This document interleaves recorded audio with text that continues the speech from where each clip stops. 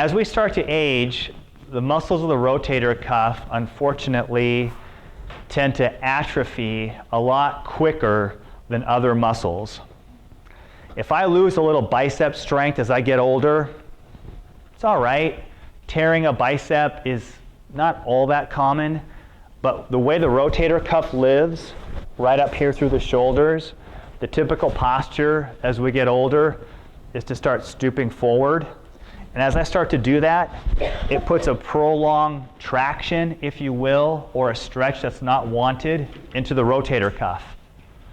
And surgeons have told me that the rotator cuff on seniors, like anyone 65, 70 and older, is almost like tissue paper. And that's how thin it's become. If you tear your rotator cuff, luckily, first of all, there's 4 muscles. So if you tear one, sometimes the other guys can kind of chip in a little bit and help.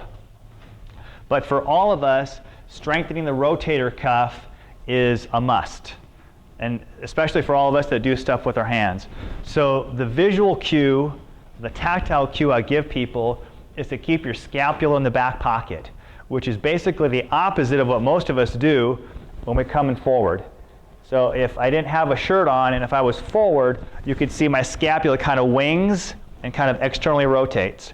So the idea is to put scapula back and down, and you put them in the back pocket. And when you do that, you automatically are kind of presetting your scapula, and you're engaging those muscles around the scapula.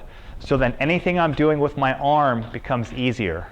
If I'm picking up something that's really heavy, and I don't set my scapula, and I lift it up, that's a lot more pressure on the smaller muscles of my arm, versus if I set my scapula and then lift it up, a lot less pressure on the arm.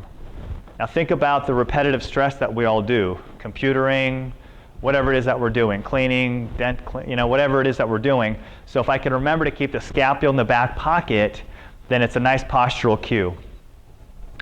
You want to make sure that you don't go up with the shoulders, it's back and then down, because the upper traps up here are tight enough on everybody as it is.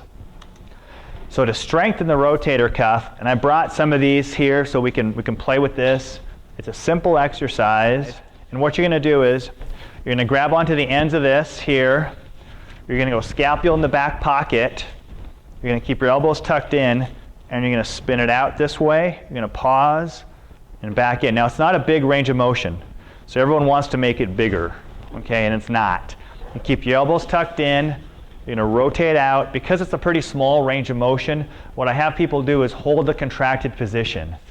Okay, so scapula back and down, engaging the core. For Pilates people, you're going to imprint a little bit. I'm going to come out here. I should feel it in between my shoulder blades. I'm going to come back slowly.